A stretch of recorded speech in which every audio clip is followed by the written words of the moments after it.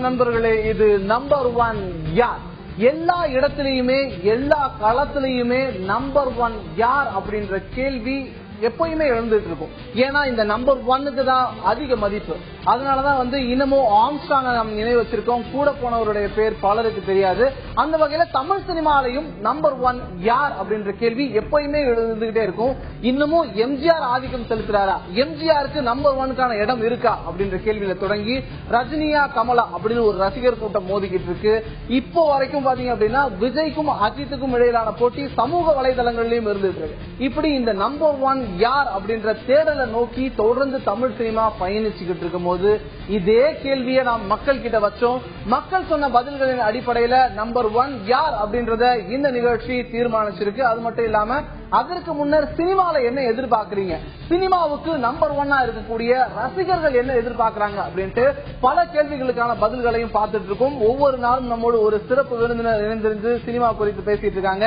இன்னைக்கு நம்மோடு நிகழ்ச்சியில இணைகிறார் நடிகர் தயாரிப்பாளர் AL உதயா. அவர் நிகழ்ச்சிக்கு வரவேற்போம். பாத்தீங்க அப்படின்னா தலைவா படத்துல நடிச்சிருக்காரு. அது மட்டும் இல்லாம இப்போ ஆவிக்குமார் திரைப்படம் வெளியாகி அவருக்கு வெற்றியை கொடுத்திருக்கு. எப்படி இருக்கீங்க சார்? எப்படி போயிட்டு இருக்கோம் ப்ராஜெக்ட்? நல்லா போயிட்டு இருக்கு. நிகழ்ச்சிக்கு வந்ததுக்கு நன்றி. முதல்ல பாத்தீங்க அப்படின்னா மக்கள் பல கேள்விகளுக்கு பதில் சொல்லியிருக்காங்க. ஒவ்வொரு நாளும் பல கேள்விகள் நீங்க பார்த்திருப்பீங்க. இன்னைக்கு நம்ம முன் வச்சிருந்த முக்கியமான கேள்வி, இன்னைக்கு நிகழ்ச்சியுடைய முதல் கேள்வியா வரப்போறது என்ன அப்படின்னா, தமிழ் சினிமாவை பொறுத்த வரைக்கும் லாஜிக் இல்லாத படங்கள் தமிழ் சினிமாவுடைய மரியாதையை குறைக்குதா அப்படின்ற கேள்வியை கேட்டிருந்தோம். லாஜிக் இல்லாத படங்களும் லாஜிக் இல்லாம நடிக்கக்கூடிய நடிகர்களும் தமிழ் சினிமாவுக்கான மரியாதையை குறைக்கிறாங்களா அப்படின்னு கேட்டிருந்தோம். அதற்கு 76% ஆமாம் அப்படின்னு சொல்லியிருக்காங்க. லாஜிக் இல்லாத படங்களால தமிழ் சினிமாவுடைய மரியாதை குறைஞ்சிருக்கிறதா ஒரு ரசிகன் ஃபீல் பண்றான். இல்ல அப்படியெல்லாம் ஒண்ணு இல்ல பெருசா அப்படின்ட்டு 24% மக்கள் ஃபீல் பண்ணிருக்காங்க. அந்த 24 பத்தி பேசுறதுக்கு முன்னாடி இந்த 76 பத்தி பேசியே ஆகணும். உதயா சார், இது நீங்க எப்படி பாக்குறீங்க? தமிழ் சினிமால பாத்தீங்க அப்படின்னா ஒரு வருடத்திற்கு ஒரு 130 140 படங்கள் வருது அப்படின்னா அதுல எத்தனை படங்கள் ராஜிக்கோட மக்கள் ரசிக்கிற மாதிரியான படங்களா இருக்கு அப்படின்றது கேள்விக்குறி. இது மாதிரியான படங்கள் எங்களுக்கு தமிழ் சினிமாவுடைய மரியாதையை குறைக்கிறதாவே நாங்க ஃபீல் பண்றோம் அப்படின்னு மக்கள் பாக்குறாங்க. இது எப்படி பாக்குறீங்க? இல்ல, அது நியாயமான விஷயம் கூட. ஏன்னா மக்களுடைய ஜட்ஜ்மெண்ட் என்னைக்குமே தப்பானது கிடையாது. இன்னைக்கு லாஜிக் பாத்தீங்கன்னா படங்கள்ல லாஜிக் இல்லாத மேஜிக் தான் சினிமாவே. சோ லாஜிக் சில இடத்துல இருக்கணும்ன்றதான் ஒரு விஷயம். ஏன்னா எல்லாமே லாஜிக் இல்லாம பண்ண முடியாது. இப்போ ஒரு பெரிய ஸ்டார்ஸ், நான் சொல்றது Rajini sir, Kamal sir, Ajith sir, Vijay sir, அவங்க எல்லாம் பண்ணும்போது சில இடத்துல லாஜிக் பார்க்க தேவையில்லை. இப்ப எங்களை மாதிரி ஆர்டிஸ்ட் பார்க்கும்போது இப்ப மக்கள் யதார்த்தமான படங்கள் தான் விரும்புறாங்க. சோ எல்லாத்துலயுமே ஒரு லாஜிக் இருக்கணும்ன்றதுதான் ஒரு விஷயம். திடீர்னு ஒரு சம்பந்தமே இல்லாம ஒரு ஆக்ஷன் சீக்வன்ஸோ, சம்பந்தமே இல்லாம ஒரு இடத்துல சம்பந்தமே ஒரு எமோஷன் சீன் போயிட்டு இருக்கும், அந்த திடீர்ல சாங் வரும். சோ இது மாதிரி விஷயங்கள் எல்லாமே ஒரு லாஜிக் சம்பந்தப்பட்டதுதான். சில சமயம் எல்லாமே இப்போ மக்கள் ரொம்ப தெளிவா இருக்கிறாங்க. அதனால ரொம்ப எந்த படம் அவங்க கரெக்டா பார்க்கணும், எந்த படம் ஒரு விஷயம் எந்த படம் கரெக்டா இருக்கு. இப்போ ஒரு லாஜிக்கலா இல்லாத சீன்ஸ் நமக்கே கூட கிரியேட்டர்ஸ் கூட தெரியாம இருக்கலாம். ஆனா மக்கள் கரெக்டா அதை சொல்றாங்க, ஜட்ஜ்மெண்ட் பண்றாங்க. சோ நான் மக்களுக்கு அக்செப்ட் பண்றேன். இதுல பாட்டுக்கு மிக முக்கிய பங்கு இருக்கு. சம்பந்தமே இல்லாத இடத்துல பாட்டெல்லாம் வருது அப்படின்றது நிறைய பேர் ஃபீல் பண்ற விஷயம். தமிழ் சினிமால அப்படி பாட்டுக்கு அவ்வளவு முக்கியத்துவம் தேவையா? நீங்க படங்கள் பண்ணிருக்கீங்க, கண்டிப்பா நடிகர்களும் சரி இயக்குநர்களும் சரி இந்த இடத்துல பாட்டு வந்தா நல்லா இருக்கும் அப்படின்னு ஃபீல் பண்றாங்களா, இல்ல மக்களுக்காக தான் அது திணிக்கப்படுதா? இல்ல சார், சாங்ன்றது ஒரு இமேஜினேஷன் தான். இப்போ பாத்தீங்கன்னா நம்ம பிராக்டிகல் லைஃப்ல மத்த எல்லா விஷயமும் இருக்கும். சண்டை கூட அப்படி அடிச்சு பிடிப்போம். யாரும் டுவேட் ஆடுறதோ டான்ஸ் ஆடுறதோ யாரும் பண்ண மாட்டோம். சினிமால சாங்ஸ் முக்கியம் தான், சில இடத்துல முக்கியம். ஆனா அந்த கதையோடைய ஒரு ஓட்டம் இருக்கு பாத்தீங்களா, அந்த கதை எப்படி போகுது, எப்படி டிராவல் ஆகுது. சோ ஒரு சீரியஸான மூடு இருக்கும், ஒரு சீரியஸான மூடு போயிட்டு இருக்கும். சீரியஸான மூடு போகும்போது சாங் போட்டா எல்லாருமே அதை அக்செப்ட் பண்ணது இல்ல. ஒரு நல்ல ரிலீஃப், ஒரு லவ், அந்த சிச்சுவேஷன் சாங்ஸா இருக்கணும்ன்றது என்னுடைய விஷயம். சும்மா திணிக்கணும்ன்றது இல்லாம இப்பெல்லாம் படங்கள்ல வர்றது பாத்தீங்கன்னா ஒரு படத்துல 2 சாங்கோ 3 சாங்கோ தான் இருக்கு இப்போ உள்ள படங்கள்ல. சோ எந்த பாட்டு போட்டாலுமே மேக்ஸிமம் என்ஜாய் போயிடுறாங்க. அதனால பாட்டுன்றது அந்த கதைக்கு தேவையானது பட்சத்துல, அந்த கதைக்கு என்ன தேவையோ அந்த இடத்துல சாங் வரணும். இப்ப நீங்க எக்ஸாம்பிளுக்கு நான் சொல்ற தனி ஒருவன் படமே அந்த எல்லா படத்துல சாங்கே இல்ல. சோ ஒரு சின்ன இடத்துல நம்மளுக்கே மக்கள் ஆடியன்ஸா பார்க்கும்போது அந்த இடத்துல சாங் இருந்தா பெட்டரா இருக்கும்னு தோன்ற டைம்ல சாங் வந்தது. சோ அதுதான் அது இல்லாம இந்த லாஜிக்லெஸ் மூவிஸ்க்கான காரணம் இல்ல இதுக்கு பின்னாடி இருக்கக்கூடிய முக்கிய காரணம் அப்படின்னா அனுபவமற்ற இயக்குனர்கள் அப்படின்றது மக்களுடைய பார்வையா இருக்கு. இது எப்படி பாக்குறீங்க? நிறைய பேர் பாத்தீங்க அப்படின்னா அமெச்சூர் பிலிம் மேக்கர்ஸ் நிறைய பேர் உள்ள வந்துட்டு இருக்காங்க. அது புது முயற்சி அப்படின்னு ஒரு தரப்பு பார்த்தாலும் கூட அது சினிமாவுடைய குவாலிட்டியை ஒட்டுமொத்தமா தமிழ் சினிமாவுடைய ஸ்டாண்டர்டா குறைக்குதோ அப்படின்றதுதான கேள்வி. இல்ல இப்போ வந்து பாத்தீங்கன்னா யாருமே அமெச்சூர்டா பண்றது இல்ல. எல்லாமே பிலிம்ஸ், எல்லா டைரக்டர்ஸுமே அந்த படம் வந்து ஒரு டிஃபரெண்ட், இப்போ நீங்க டிஃபரெண்ட் ஸ்கிரீன் பிளே, சில இடத்துல வந்து டிஃபரெண்ட் ஸ்கிரீன் பிளே பண்ணுவாங்க டைரக்டர். அதாவது ஒரு எதிர்பார்க்காத ஒரு ட்விஸ்ட வந்து கிளைமேக்ஸ் வந்து முன்னாடி சொல்லிட்டு ஜெய சூர்யா சார் எல்லாம் குஷிலேயே பண்ணிட்டாரு. சோ அது மாதிரி விஷயங்கள் முயற்சி பண்றோம் சினிமா. இது இம்மெச்சூர்டா இருக்கலாம், இம்மெச்சூர் இல்லாம இருக்கலாம், எனக்கு தெரியாது. எல்லா இயக்குநர்களுமே எல்லா கிரியேட்டர்ஸுமே வந்து அந்த ப்ராஜெக்ட் சக்சஸ் ஆகணும், அந்த நம்ம சொல்ற விஷயம் வந்து மக்களுக்கு பிடிக்கணும்ன்றதான் பண்றோம். சோ கடைசியில வந்து மக்கள் ஜட்ஜ்மெண்ட் தான். எஸ், இதுல இன்னொரு பெரிய கேள்வி என்னன்னா, ரசிகன் அப்படின்றவங்க ஒரு 120 ரூபா கொடுத்து ஒரு படத்தை பார்க்கணும் அப்படின்னு வரான். அவனுக்கு ஒரு சில விஷயங்கள் இருக்கணும் அப்படின்னு எதிர்பார்த்து வருவான். இதுல குவாலிட்டி கண்ட்ரோல் அப்படின்னு ஒண்ணு சினிமால இருக்கா அப்படின்றதுதான் பெரிய கேள்வி. இப்போ ஒரு நிகழ்ச்சி இருக்கு அப்படின்னா, இப்போ ஒரு தொலைக்காட்சி எடுத்துங்க, இப்போ ஒரு நிகழ்ச்சி போகணும் அப்படின்னா அதுக்கு QC பாக்குறதுக்கு அப்படின்னு ஒரு டிபார்ட்மெண்ட் இருப்பாங்க. இதுல எந்த தவறும் இல்லாம போகணும், இந்த தப்புலாம் இருந்தா லாஜிக் மிஸ்டேக்ஸ் இருக்கா, இது இருக்கா பிளாங்க் இருக்கா அப்படின்ற மாதிரி பார்ப்பாங்க. ஆனா சினிமாவுக்கு அப்படி எந்த ஒரு குவாலிட்டி கண்ட்ரோலுமே இல்லாததுனாலதான் ஒரு சில படங்கள், இப்போ வந்து நான் 150 படங்கள் வருது, நான் 100 படங்கள் நல்லா இருக்குன்னே ஒத்துக்கிறேன். 50 படங்கள் லாஜிக் இல்லாம வருது, பார்க்கவே முடியாத அளவுக்கு இருக்கு அப்படின்னு சொல்லிட்டு ஒரு சாமானிய ரசிகன் வந்து கண்டினியூட்டில இருந்து 100 தப்பு கண்டுபிடிக்கிறான். அங்க பாரு, அங்க என்ன சட்டை போட்டுருந்தான், இங்க என்ன சட்டை போட்டுருந்தான், அது வரைக்கும் கண்டுபிடிக்கிற அளவுக்கு இருக்கு. இதை கட்டுப்படுத்துறதுக்கு ஏதாவது விதிமுறைகள் வகுக்க வாய்ப்பு இருக்கா? இல்ல சார், இப்போ வந்து நீங்க சொல்ற எல்லா விஷயமும் ரைட் தான். பட் நீங்க ஆடியன்ஸ் வந்து ஒரு காஸ்டியூம் கண்டினியூட்டி அவன் பாக்கலாம். அடுத்த ஃபர்ஸ்ட் சீன்ல எப்படி இருக்கு, நெக்ஸ்ட் சீன்ல கண்டினியூட்டி வந்து அங்க பாருங்க ரெயின் எஃபெக்ட் இருந்துச்சு, ரெயின் எஃபெக்ட் தண்ணி இல்லைன்னு சொல்றோம். சோ இதெல்லாம் வந்து நம்ம தான் இனிமே மக்கள் தெளிவா இருக்காங்க எல்லா இடத்துலயும். சோ நம்ம தான் வந்து ரொம்ப தெளிவா இருக்கணும், தெளிவா கிரியேட்டர்ஸ் படம் பண்ணணும். சோ எல்லா விஷயமே வந்து இப்ப முன்னாடி சினிமான்றது வந்து வேற, இப்போ உள்ளது வந்து இப்போ உள்ள ட்ரெண்ட் வந்து ஒரு படம் வந்து ஆர்டிஸ்ட் நீங்க முக்கியம் கிடையாது. எந்த ஆர்டிஸ்டுமே எந்த படம் இவர் நடிச்சா ஓடும் அவர் நடிச்சா ஓடுன்றதெல்லாம் கிடையாது. யார் நல்ல கதை செலக்ட் பண்ணி நல்ல ஒரு ஸ்கிரீன் பிளேயோட நல்ல படம் வந்து, சோ அது மாதிரி விஷயம் தான். அது மட்டும் இல்லாம அந்த படம் வெளியே வந்துட்டு காப்பி ஆனதுக்கு அப்புறம் அந்த படத்தை ப்ரொமோஷன் பண்றது இருக்குல்ல, அது மிகப்பெரிய ஒரு விஷயமா இருக்கு, மக்கள் கிட்ட கொண்டு போய் சேர்க்கிறது. சோ இப்படி எல்லாம் இருக்கிற ஒரு சூழ்நிலையில எல்லாருமே வந்து ரொம்ப தெளிவா ஸ்கிரிப்ட்ல உட்காரணும். அதாவது ஷூட்டிங் போறதுக்கு அவசரப்படக்கூடாது, ஸ்கிரிப்ட்ல ஃபர்ஸ்ட் எல்லாமே உட்கார்ந்துட்டு அவன் வந்து ஒரு ஆர்டிஸ்ட் டேட் கிடைச்சது, ஓகே இவர் டேட் கிடைச்சது அவர் டேட் கிடைச்சது, இந்த காம்பினேஷன் உடனே இமீடியட்டா போயிடுறாங்க. என்னை பொறுத்த வரைக்கும் அது ரொம்ப ஒரு தப்பான விஷயமா இருக்கு. சோ சில படங்கள் அதனாலேயே, ஏன்னா இப்ப பாத்தீங்கன்னா ஸ்கிரிப்ட்ல உட்காரணும். ஸ்கிரிப்ட்ல ஒரு கிட்டத்தட்ட ஒரு வருஷமா எனக்கு தெரிஞ்சு ஒரு 6 months 7 months ஒரு ஸ்கிரிப்ட்ல உட்கார்ந்துட்டு அதுக்கப்புறம் பிளான்டா போனோம்னா டெஃபினட்டா ஒரு நல்ல படங்கள் கொண்டான விஷயங்கள் நிறைய படங்கள் பாக்குறோம். எதுவுமே பிளான் இல்லாம எதுவுமே இல்லாம. ஏன் அப்படின்னா ஹாலிவுட் மூவிஸ் பார்த்து நம்ம நிறைய கத்துக்கிறோம், இன்ஸ்பயர் ஆகி ஒரு சில காட்சிகள் முதற்கொண்டு வைக்கிறோம். ஆனா ஹாலிவுட் படங்கள்ல அந்த ஸ்டோரி போர்டு இல்லாம எத்தனை பேர் கதைக்குள்ள போறாங்க அப்படின்னு டைரக்டருடைய பார்ட் பாத்தீங்க அப்படின்னா அந்த டெஸ்க்ல அங்க டிஸ்கஷன்லயே முடிஞ்சது. அவங்க மொத்தமா ஸ்டோரி போர்டு போட்டு படமா வரைஞ்சு ஒரு மொத்தம் புக்கா எடுத்துட்டு போறாங்க. அது மாதிரி நம்ம இயக்குநர்கள் எத்தனை பேர் ப்ரிப்பேரா போறாங்க. அப்பதான் ஒரு நல்ல லாஜிக்கான ஒரு மூவி அப்படின்றது ஒரு ஐடியாவா விஷனா கிடைக்கணும் அப்படின்றது. எந்திரன் படத்தை பாத்தீங்க அப்படின்னா பிளாஷ்லயே சங்கர் சார் எடுத்து வச்சிருந்தாரு. படம் வெளியானதுக்கு அப்புறமா நிறைய இடத்துல போட்டே காமிச்சாங்க, பிளாஷ்ல ஒரு சீன் எப்படி இருக்கணும், தலை இங்க இப்படி சுத்தணும் அப்படின்ற வரைக்கும் ஒரு முடிவு இருந்துச்சு. அப்போ வந்து முன்னாடியே ஒரு வெள்ளோட்டம் பார்த்ததுனால அதோடைய அவுட்புட் இப்படிதான் இருக்கும், இந்த இடத்துல எங்கேயுமே லாஜிக் மிஸ் ஆகாது அப்படின்ட்டு அவங்க தெளிவா இருக்காங்க. அது மாதிரி தயாரிப்பு இன்னைக்கு எத்தனை இயக்குநர்கள்ட்ட இருக்கு அப்படின்னு சார். அது வந்து இன்னைக்கு ஒரு படங்கள் ஒரு இயக்குனருக்கு ஒரு படம் கிடைக்கிறதுன்றது ஒரு மிகப்பெரிய ஒரு விஷயமா இருக்கு இப்போ உள்ள பீரியட்ல. ஏன்னா இன்னைக்கு ப்ரொடியூசர்ஸ் எல்லாமே வந்து கடைசியில வந்து பாத்தீங்கன்னா அவங்க ஆல்மோஸ்ட் இப்ப இருக்கிற, ஏன்னா 1 week தான் டைம் கிடைக்குது ரிலீஸுக்கே. ஒரு படம் தான் 1 வாரம் தான் அந்த டைம். அது ஒரு 2 வாரம் கேப் இருந்ததுன்னா அது ஒரு பெனிஃபிட். ஒரு 2 வாரம் ஒரு படத்தை வந்து மக்கள் போய் அவன் ஜட்ஜ்மெண்ட் பண்றதுக்குள்ளேயே அந்த தியேட்டர் வந்து தூக்குறாங்க. இது மாதிரி எல்லாம் இருக்கிற சூழ்நிலையில ஒருத்த வந்து ஒரு ப்ரொடியூசருக்கு ஓகே பண்ணி ஒரு படம் பண்ற சமயத்துல சோ எல்லாமே ஸ்டோரி போர்டு போட்டு பக்காவா லொகேஷன் எல்லாமே போட்டு பண்றதுக்கு உண்டான சாத்தியக்கூறு வந்து டைம் வந்து கிடைக்க மாட்டேங்குது, யாருக்குமே ஒரு டைம் கிடைக்க மாட்டேங்குது. அதான் என்னன்னா நான் என்ன சொல்ல விரும்புறேன், சினிமால இன்னும் கால அவகாசம் எடுத்து கால அவகாசம் எடுத்துதான் சார் பிளான் பண்ணணும். இது வந்து ஒரு விஷயம் வந்து கிட்டத்தட்ட பல பேருடைய உழைப்பு இருக்கு இந்த படத்துல, ப்ரொடியூசருடைய பணம் இருக்கு, எல்லாமே பிளான் பண்ணி எல்லாமே இதெல்லாம் இப்போ வந்து ஃபியூச்சர்ல இப்போ வந்து பாத்தீங்கன்னா இதை வந்து ஷூட்டிங் போறத வந்து ஃபாஸ்டா முடிக்கணும். ப்ரீ ப்ரொடக்ஷன் இருக்கு இல்லையா, ப்ரீ ப்ரொடக்ஷன் வந்து அதுக்கு டைம் எடுத்துக்கிட்டு. இன்னொரு கேள்வி என்ன அப்படின்னா, ஒரு இடைவெளிக்கு போறதுக்கு முன்னாடி இந்த கேள்வி, லாஜிக் இல்லாத படங்களும் லாஜிக் இல்லாத நடிகர்களும் அப்படின்ற கேள்வி இதுல முன் வச்சிருந்தோம். இந்த 76% வந்து நடிகர்களும் தமிழ் சினிமாவோட மதிப்பு குறைக்கிறாங்க அப்படின்ற மாதிரி சொல்லியிருந்தாங்க. ஒரு சில பேர் சொல்ல விரும்பல, நிறைய பேர் பாத்தீங்க அப்படின்னா இவங்க படம் இவரெல்லாம் ஹீரோவா அப்படின்னு கேட்கிற மாதிரி நிறைய பேர் இருக்காங்க. அதுக்குண்டான தயாரிப்போ இல்ல நடிப்புலயோ அந்த ஒரு வித்தியாசமோ மாடுலேஷனோ இல்லாம நிறைய பேர் இருக்காங்க. அதை எப்படி பாக்குறீங்க? ஒரு சில பேர் கிண்டல் பண்றாங்க, பேஸ்புக்ல இருந்தும் சரி ட்விட்டர்ல இருந்தும் சரி ஓட்டிடுறாங்க லிட்டரலா சொல்லணும்னா. அது மாதிரி தயாரிப்பு இல்லாம உள்ள வர்றவங்கள யார் தான் கண்ட்ரோல் பண்றது? ஏன்னா ஸ்கிரீன்ல 3 மணி நேரம் ஒரு மூஞ்சியை பார்க்க போறோம், ஹீரோ அப்படின்னா நாங்க கொண்டாடுற அளவுக்கு இருக்கணும் அப்படின்னு எதிர்பார்க்கறாங்க. சோ அதை எப்படி ஏதாவது கண்ட்ரோல் பண்ண முடியுமா? அதை எப்படி பாக்குறீங்க? இந்த 76% மக்களுக்கு நீங்க சொல்லக்கூடிய பதில். இல்ல சார், இப்போ நீங்க வந்து ஹீரோவா நடிச்சு நீங்களே ப்ரொடியூஸ் பண்ணணும்னு சொன்னா ஒன்றும் பண்ண முடியாது. ஸோ நீங்க நடிச்சுதான் ஆகும். நீங்களே இப்போ உங்களுக்கு ஆசை இருக்கு நீங்க ஹீரோவா நடிக்கணும்னு சொல்லி, ஸோ உங்ககிட்ட நிறைய பணம் இருக்கு அப்படின்னும் போது நீங்க ஹீரோவா ஒரு விஷயங்கள் இப்போ வந்து ஒரு படம் பாத்தீங்கன்னா கருப்பா உண்டான ஒரு ஹீரோ தேவை, கருப்பா தான் வேணும் ஒரு ஹீரோ பண்ணா, அதுக்குண்டான கதைக்கு அது ஒரு ஆர்டிஸ்ட் எடுக்கிறாங்க. ஸோ இங்க வந்து பாத்தீங்கன்னா அந்த கதை என்ன தேவைப்படுதோ அதுதான் ஆர்டிஸ்ட் தேவைப்படுது.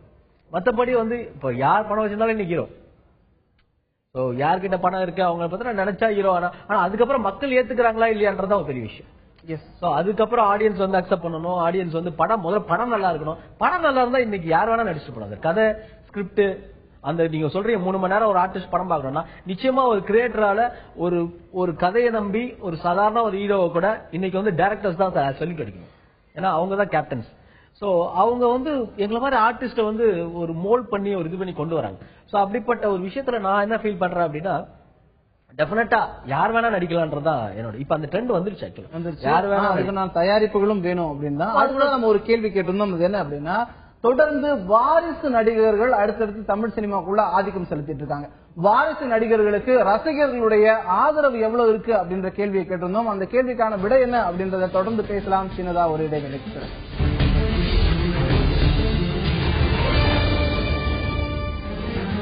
மீண்டும் நினைக்கிறோம். இது நம்பர் 1 யார். தமிழ் சினிமால ஒவ்வொரு நாளும் இந்த நம்பர் 1க்கான இடம், அந்த அரியாசனத்துல யார் அமர்றாங்க அப்படின்றத ரசிகர்கள் மாத்தி மாத்தி எழுதிக்கிட்டே இருக்காங்க. ரசிகர்களுடைய மனசுல யார் நம்பர் 1 இடத்துல இருக்காங்க, அவங்களுடைய மனசு எப்படி சினிமாவை பாக்குது அப்படின்னு பல கேள்விகளை முன் வச்சு அதற்கான பதில்களை இங்க அலசிக்கிட்டு இருக்கோம். நம்மோட ஏஎல் உதயா இணைஞ்சிருந்து பல கேள்விகளுக்கும் பதில் சொல்லிட்டு இருக்காரு. அடுத்ததான் நம்ம கேட்டிருந்த முக்கியமான ஒரு கேள்வி என்ன அப்படின்னா, தமிழ் சினிமா அடுத்தடுத்து வாரிசு நடிகர்கள் கையில இருக்கோ அப்படின்ட்டு. இயக்குநர்கள் ஆகட்டும், ஒளிப்பதிவாளர்கள் ஆகட்டும், நடிகர்கள் ஆகட்டும், குறிப்பா நடிகர்கள் எல்லா இடத்துலயும் பாத்தீங்க அப்படின்னா சினிமால ஒரு ஹீரோ ஆகணும் அப்படின்னா குறைஞ்சபட்சம் ஏதாவது ஒரு வாரிசு நடிகரா இருக்கணும் அப்படின்னு நிலை ஏற்பட்டுச்சு. வாரிசு நடிகரை நீங்க ஏத்துக்குவீங்களா அப்படின்ற ஒரு கேள்வியை மக்கள் மத்தியில வச்சிருந்தோம். அவங்க சொன்ன பதில் என்ன அப்படின்றத பார்க்கலாம். வாரிசு நடிகர்களுக்கு மக்கள் மத்தியில எந்த அளவு ஆதரவு இருக்கு, வாரிசு நடிகர்களை ஏத்துக்குவோம் அப்படின்ட்டு 55% சொல்லிருக்காங்க. ஆமா, வாரிசு நடிகரா இருந்தா என்ன, அவரை நாங்க நடிகரா தான் பாக்குறோம் அப்படின்னு 55% பேரும், 45% பேர் வாரிசு நடிகர் அப்படின்றது மட்டுமே ஒரு படத்துல நடிக்கிறதுக்கு தகுதி இல்லை அப்படின்னு சொல்லியிருக்காங்க. நான் இந்த 45ல இருந்து ஆரம்பிக்கலாம் அப்படின்னு நினைக்கிறேன்.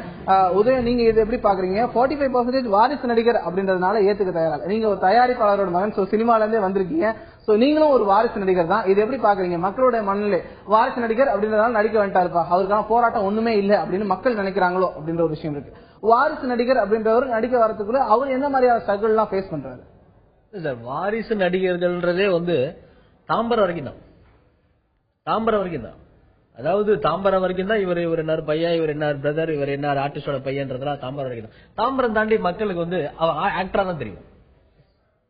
சோ எல்லாமே வந்து தாம்பரம் வரைக்கும் தான் வச்சுக்கீங்களா. நான் சொல்றது அந்த பிளேஸ் வரைக்கும் தான். இருந்தாலும் அந்த அடையாளம் பாத்தீங்க அப்படின்னா இன்னுமே வந்து பாத்தீங்க அப்படின்னா கஸ்தூரி ராஜாவோட மகன் தனுஷ் அப்படின்றது ஆரம்பிச்சு விஜய் ஸ்கிரீனுக்குள்ள வரும்போது எப்படி பார்த்தாங்க, பிரபு எப்படி வரும்போது பார்த்தாங்க, இன்னமும் விக்ரம் பிரபு பாத்தீங்க அப்படின்னா பிரபுவுடைய மகன் சிவாஜியோட பேரன் அப்படின்னு தான் அடையாளப்படுத்துறோம். இப்படி எல்லாத்துக்குமே அந்த அட்ரஸ் பாத்தீங்க அப்படின்னா இந்த விசிட்டிங் கார்டு முன்னாடி போய் நிக்கும் போது இன்னார் அப்படின்னு ஒரு அறிமுக இயக்குனருக்கும் அவருக்கும் இருக்கக்கூடிய வித்தியாசம் பெருசு இல்ல சார். என்னை பொறுத்த வரைக்கும் என்ட்ரி தான் சரி ஈஸி.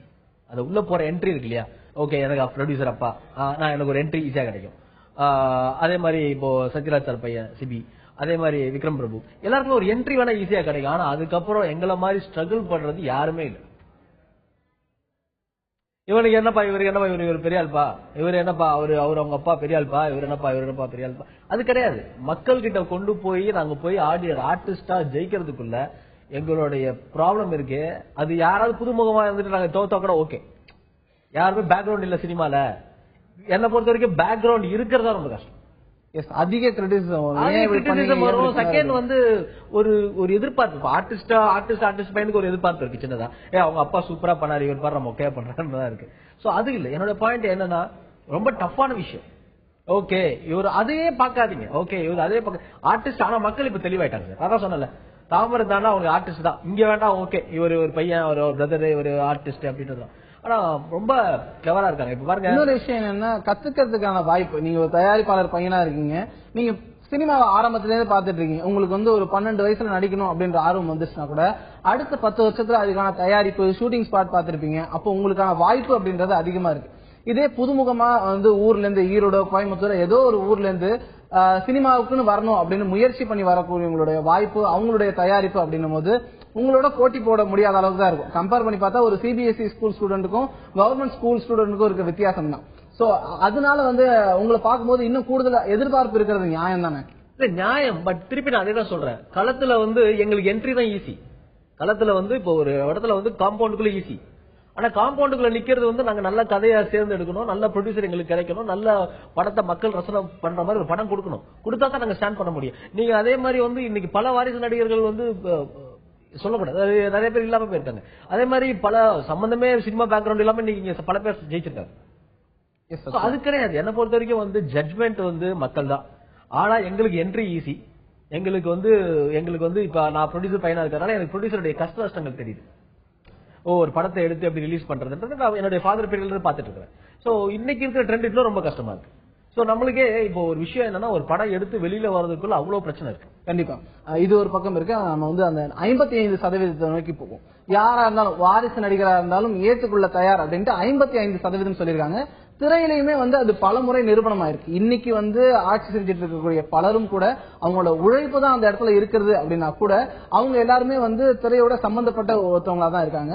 சோ வாரிசு நடிகளுடைய இந்த வளர்ச்சி எப்படி பாக்குறீங்க? அவங்க அப்பா பேரை காப்பாத்திட்டாங்க அப்படின்ற மாதிரி நிறைய பேர் இருக்காங்க. அப்படி லைக் விஜய், தனுஷ் அப்படின்ட்டு அவங்களுடைய பேரே காப்பாத்திருக்காங்க. லைக் நீங்களும் வந்து பேர் தெரியுற மாதிரி படங்கள் பண்ணிருக்கீங்க. அடுத்தடுத்து உங்களுடைய முயற்சிகள் இருக்கு. எப்படி பாக்குறீங்க சார்? ஒரு இந்த ஃபீல்டுல மட்டுமே வாரிசு கிடையாது, எல்லா ஃபீல்ட்லயுமே இருக்கு. நீங்க ஒரு டாக்டருக்கு படிக்கிறோம், டாக்டர் இருக்கு, இன்ஜினியர் இருக்கிறாங்க. எல்லாருக்குமே அவங்கவுங்க வாரிசு. சினிமா மட்டும்தான் மீடியால தெரியுது. ஓகே இவர் வந்து ப்ரொடியூசர் பையன், இவர் ஈஸியா வந்துட்டாருப்பா சினிமாக்கு, அவங்க அப்பா பணம் கொடுத்துட்டாருப்பா, இவர் வந்துட்டாருப்பா. அப்பா பணம் கொடுத்து வந்துட்டாருன்றது பெரிய விஷயம் கிடையாது. ஆனா அதுக்கப்புறம் எவ்வளவு 15 வருஷமா எவ்வளவு ஸ்டாண்ட் பண்றோம், இன்னும் வந்து எவ்வளவு பெரிய காம்படிஷன் இருக்கு. சோ இதெல்லாம் வந்து பயங்கரமா காம்படிஷன் இருக்கு. நீ ஒவ்வொரு நாளும் போராட்டம் தான், டே பை டே போராட்டம் தான். சோ அது வந்து எங்களுக்கு என்ட்ரி தான் ஈஸி. பட் இந்த ஸ்டாண்ட் பண்றது வந்து நாங்களும் வந்து ஒரு புதுமுக நடிகர் மாதிரி. தயாரிப்பு எப்படி இருக்கு இந்த ரெண்டு பேருக்கு நடுவில் இருக்கக்கூடிய வித்தியாசம்? இன்னும் கூடுதல் தயாரிப்பு நிச்சயமா இருந்தாகணும். வாரிசு நடிக்கும் போது எதிர்பார்ப்பு இருக்கும் போது எப்படி தயார் பண்ணிக்கிறாங்க? நீங்க பார்த்து ரொம்ப ரசிக்கிற வாரிசு நடிகர் யார்? டக்குன்னு சுருக்கமா சொல்லுங்க. இல்ல சார், இப்ப எல்லாமே சார் வாரிசு நடிகர் எல்லாருக்குமே எல்லா டேலண்ட் இருக்கு சார். இப்ப சினிமால வந்து சாதாரணமா வந்து நாங்களாம் வரும்போது டான்ஸ் தெரியாமையோ, ஒரு ஃபைட் தெரியாமையோ, ஒரு ஆக்டிங் எக்ஸ்பீரியன்ஸ் இல்லாமையோ யாருமே வந்து சினிமால நுழைஞ்ச காலங்கள் வந்து அப்போ எல்லாம் வந்து இப்ப வந்து ஒரு என்ட்ரியே வந்து அவன் பெர்ஃபெக்ட்டா இருக்கும் 100%. அதாவது அவனுக்கு பக்காவா டான்ஸ் தெரியணும், அவனுக்கு பக்காவா ஃபைட் தெரியணும், அவனுக்கு பக்காவா ஆக்டிங் தெரியணும். சோ அப்படி இருந்தாதான் ஜெயிக்க முடியும். இன்னைக்கு யார் வாரிசு நடிகரா இருந்தாலும் சரி, எக்ஸ்பீரியன்ஸா வரது யாரா இருந்தாலும் சரி. இன்னைக்கு வாரிசு நடிகர்கள் பாத்தீங்கன்னா இன்னைக்கு இப்போ இவ்வளவு பீரியட்ல வந்து சத்யராஜ் சார் பையன் எல்லாம் சிபிட்ட நாய்கள் ஜாக்கிரதையில ஓரளவுக்கு பேர் வாங்கியிருக்காரு இல்லையா? சோ அதே மாதிரி விக்ரம் பிரபு எடுத்துக்கீங்க. அவருடைய ஆரம்ப ஸ்டேஜ்ல இருந்து கும்கில இருந்து எடுத்துட்டீங்கன்னா இன்னைக்கு வரைக்கும் அவர் ஸ்டாண்ட் பை நல்ல ஒரு ஆர்டிஸ்ட் அவரை தயார்படுத்திட்டே இருக்காரு இல்லையா? அதே மாதிரி விஜய் சார் வந்து எஸ்ஏசி சார் சந்தா இருந்தா கூட அவருக்கு எத்தனை படங்கள் ஃபெயிலியர்ஸ் யாராலும் வந்து டப்புன்னு அவங்களுக்கு மனவேதனை. அதெல்லாம் பயங்கர பிரச்சனை. இப்ப நீங்க வந்து சம்பந்தமே இல்லாதவங்க கூட ஐயோ இந்த தொழில்னா வேற தொழில் போயிடலான் இருக்கு. எங்களுக்கு முடியாது. பிராண்டட் ஓகே, இது ஃபேமிலி, சினிமா ஃபேமிலி அப்படின்னு பாத்தீங்கன்னா என் ஃபேமிலியில எல்லாருமே நாங்க சிட்டி ஃபீல்ட்ல இருக்கோம். குறைஞ்சபட்சம் அப்பாவோட பேரை காப்பாற்றணும் அப்படின்றது, அவங்களுடைய மரியாதையை நம்ம காப்பாற்றணும், அவங்களோட ரெஸ்பெக்ட் நம்ம காப்பாற்றணும். முதல்ல படங்கள் பண்ணலாம் கூட, படம் ஒரு வருஷத்துக்கு ஒரு படம் 2 படம் நல்ல படமா பண்ணணும். கண்டிப்பா நிச்சயமா நல்ல கருத்துக்களை எடுத்து வச்சீங்க. மக்களுடைய மனநிலை என்ன அப்படின்றதும் இதுல நல்லாவே பிரதிபலிச்சு. வாரிசு நடிகரோ இல்லையோ நல்லா நடிச்சா நாங்க ஏத்துக்கிறோம் அப்படின்னு சொல்றதுக்கு 55% பேர் இருக்காங்க. அவங்களுக்காக வந்து தொடர்ந்து நீங்களும் படம் பண்ணணும். உங்களோட பிஸி ஷெடியூல்ல அடுத்த ஹீரோவா நடிச்சிட்டு இருக்கீங்க. உங்களோட ஷெடியூலுக்கு நடுவுல வந்திருந்து மக்களுடைய அந்த கருத்துக்கு உங்களுடைய கருத்துக்களும் எடுத்து வச்சதுக்கு ரொம்ப நன்றி. நன்றி. பல கேள்விகளை முன் வச்சிருந்தோம். அதற்கான பதில்களை தான் பார்த்துட்டு இருக்கோம். தொடர்ந்து நாளைய நிகழ்ச்சியில நடிகர்கள் அரசியலுக்கு வர்றது வரைக்கும் நிறைய கேள்விகள் கேட்டிருந்தோம். அந்த கேள்விக்கெல்லாம் என்ன பதில் கிடைச்சது அப்படின்றதெல்லாம் பார்ப்போம். தொடர்ந்து இணைந்திருப்போம் தந்தி தொலைக்காட்சி.